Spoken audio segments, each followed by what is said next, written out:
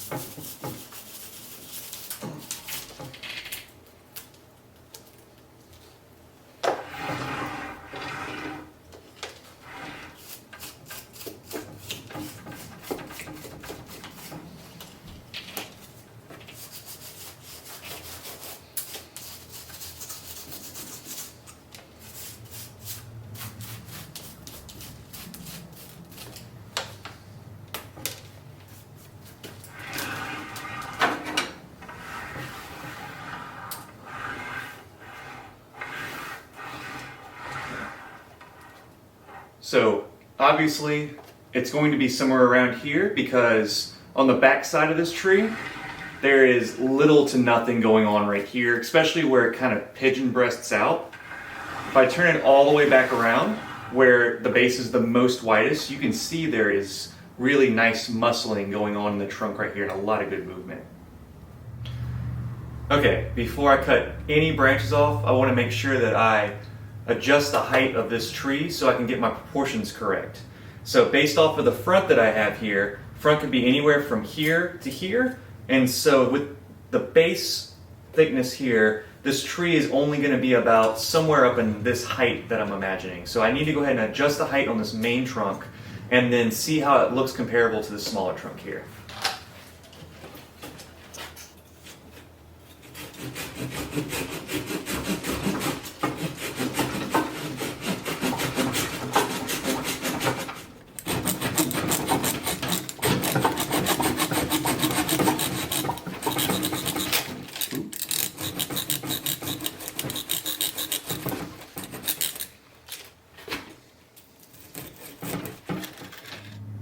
Okay, now that I've taken the bulk out of the top of this tree, now I can start to kind of think about where I want this smaller trunk to end up in height-wise, and it cannot be taller or the same height as your main trunk. I'm thinking since there's a nice strong little shoot right here, I'm going to cut down to here and see how I feel about that height.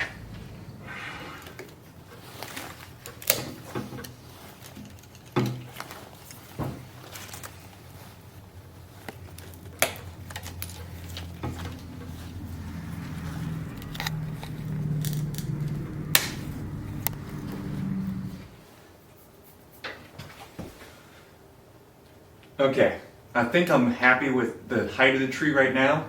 So where I cut this smaller trunk, I think I can bend this up and make this the new apex or the new leader of it. I have another branch in the back here on the bigger main trunk here that I think will also be the leader of this. I left these a little higher where I chopped them because I'm going to go back and use wood carving tools to really get in there and make that taper correct. I'm going to go ahead and start removing branches that I know I don't need for my design.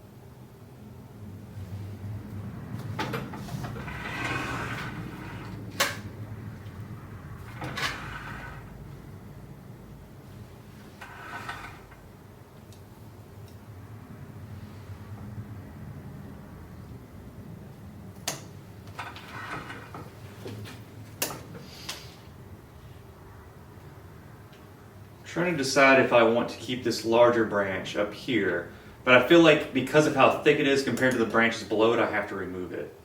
So,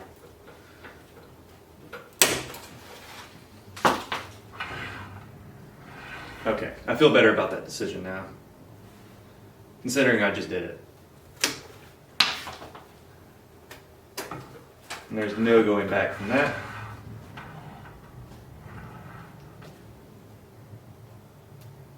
And that's the thing with this tree, is that the guy that collected this, he left a lot of these little stumpy branches on here in the hopes that they would backbud like they did. Unfortunately, I won't be able to move them as much as I would like, so I'm going to have that challenge in the way as well.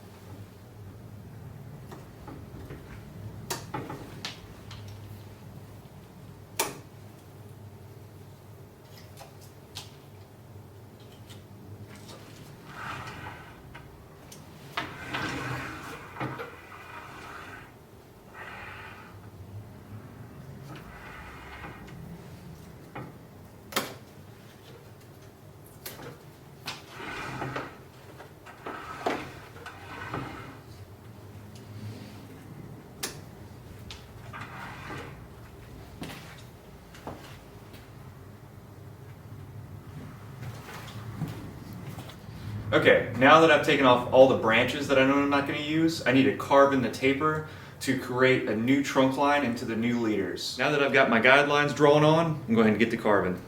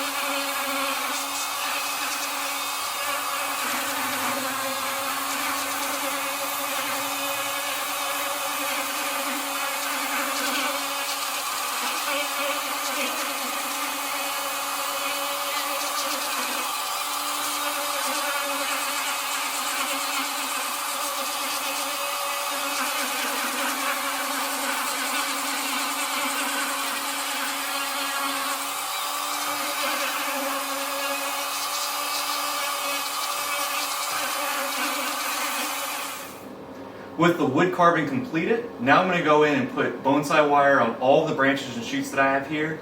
And I'm not going to make any adjustments to the lengths of the branches until I get the wire on and see how much movement I can get out of them.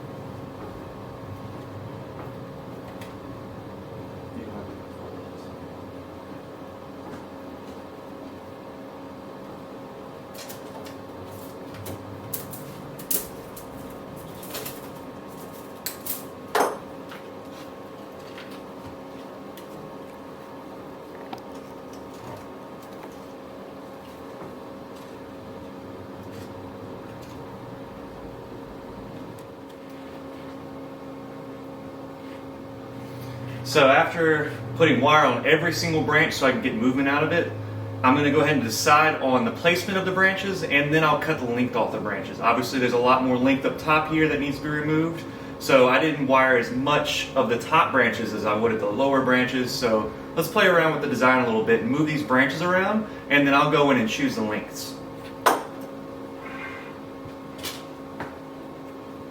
So the apex, or the top of the tree, I'm going to make it come in and out to the side and back and forth,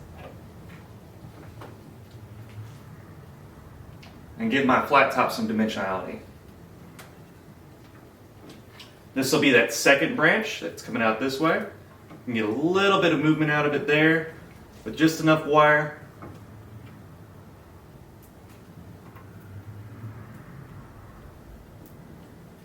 And then here's the back branch of my flat top. And you notice I'm going in and I am manipulating the branches on the top part first, because this is the most important part of my design, is my flat top. And I'm going to shorten these branches, but I'm going to leave this one up here, the longest branch, because this is going to be the one that's going to grow out and it's going to heal the wound. And just like the first tree I worked on the first video, Flat Top Bald Cypress design number 1, you notice that my scar is towards the front because this is the best possible front for this tree, in my opinion. And this little tiny shoot here is going to help heal over this. And I think I'm going to do a 3 trunk on this one. So I left this little guy down here.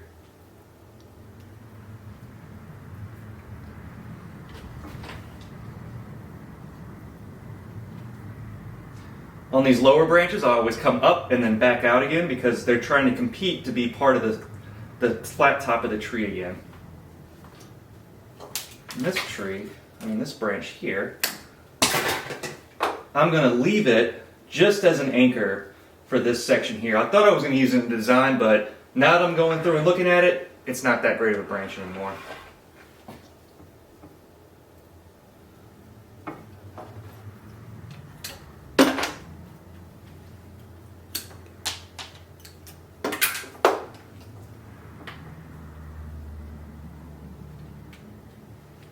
So I'm going to spin it towards me so I can see it for myself, and then I'm going to talk about my decisions that I made here.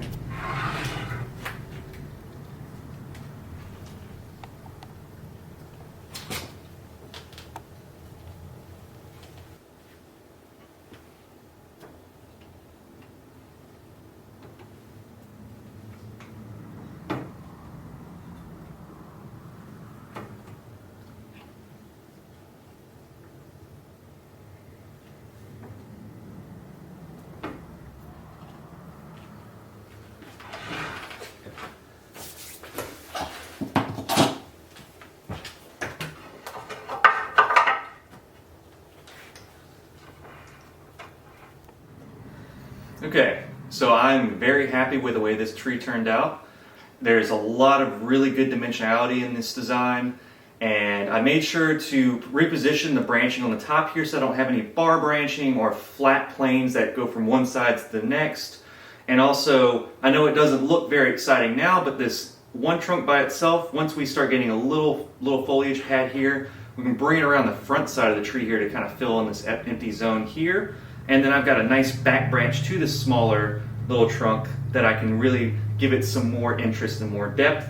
Then I've got a third trunk line, I guess you can say, that's even further down here, a suggestion of the tree trying to come back and really fill in the space that has been affected by the loss of the lower branching. So we talked about in earlier videos about how flat top bald cypresses only look like this because of the way that the water is constantly rising and lowering and submerging their bases. Also, there's a lot of brackish water, salt water intrusion in a lot of their natural habitats. So that is another reason why they're kind of weakened in these states, but the top is still that big solar panel that we like to see in ancient bald cypress designs. So now, after this, I'm going to go in and I'm going to apply my wood sealant to these cut sites here, and then we're going to answer a few questions that I've gotten recently on comments on Instagram and Facebook as well. Just little care guide steps to bald cypress in general. Okay, I went ahead and put my wood sealant on there, and I will do a future video on how to apply this wound sealer and also the purpose behind it later on. But it will ooze a little bit, so during the last couple of minutes of this video you may see it actually start to run down, which it's already starting to do that here. But that's just something I have to go in and just remove it as it runs. So as far as a few questions that I've gotten about bald cypresses since I've done the past two videos, I had a question about the standing water technique and also fertilizing bald cypress and what soil to use with that. So just to start off, the technique with putting bald cypresses into standing water, that is a tried and true kind of method because of the tendency for people to think that bald cypresses thrive best in standing water. That is something that is just an old practice that is still being used today. It is not a bad technique to use, but it's not 100% necessary in my opinion. I think it really comes down to the soil and how often you're able to water your bald cypress. As far as using the standing water technique, I think it is best applied whenever you have a normal job where you're away from home for long periods of the day, especially during the summertime. If you have really, really hot summers, lots of full sun exposure, then standing water and getting the standing water about an inch below the rim of the pot, and you can use something like a big mortar tub that you can get from a hardware store, or a baby pool, something inexpensive plastic that you could submerge the tree in. I think that's the best use of that technique, but it's not a requirement for growing bald cypresses, nor does it improve their overall health in my opinion. As for the fertilizing and soil use, what kind of soil to use, how to fertilize bald cypresses, and then also how to kind of put it into that standing water technique as well.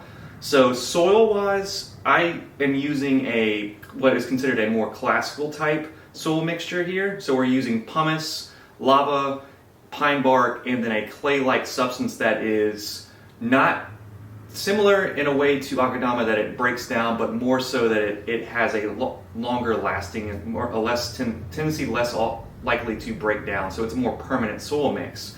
So we have a high moisture retention in our soil, and so when we water thoroughly, it normally lasts for a good while.